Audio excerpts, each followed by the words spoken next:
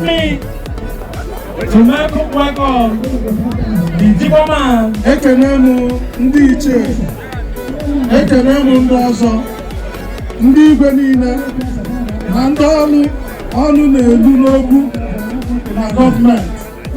Kenekwe ndị na-organize this wonderful occasion.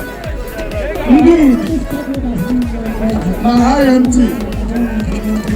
Ana m ekene onye ọbụla wee na-asị ka Chineke gọzie onye ọbụla ndị niile bịara this occasion. N'okwu anyị ji wee bịa, anyị ga-ejikwa wee nọ n'udo na-enweghị nsogbu ọbụla. Ise ụmụnna afọ m bụ Jiboman. Jibo bụ abacha. Enyidigwe ka nkọwa n'oge ya na unu bụ ndị Udi. Jibo bụ abacha. So abacha anyị na-ata n'ebe a bụ abacha dị na sachet original. Ihe niile eji agwọ abacha ọ dị ya n'ime. Ihe niile eji agwọ abacha ogiri dị ya n'ime.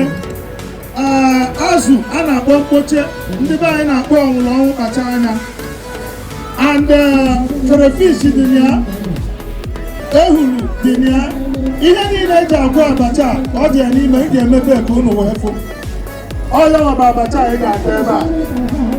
Emere ebe ọ dụrụ dị izi na ịgọzie ya na ịma mbido gbagharịwa chọwa ihe ị ga-ejukwu ya.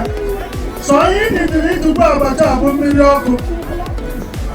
ọkụ na mmanụ ahụ ị ga-eri nri na be gị ịtanye ya. So ka mmebe ya ka unu fụ, maka ndị na-asị n'okwu ka a na-ekwu ka unu fụwere ma na-ewetadịrị ihe enwere iwe.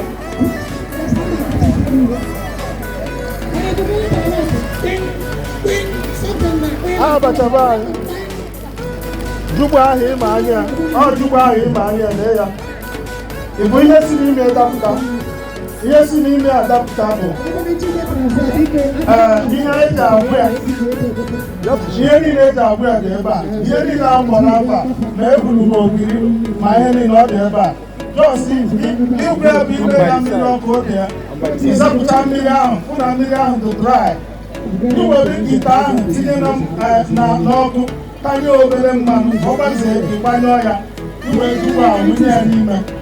Were ihe a wụkwasị ya n'elu, na-eke oche na o metụtara n'arụ jugbo ahụ ọfụma, ike ọnọ ya na mmanụ ahụ okwu ahụ.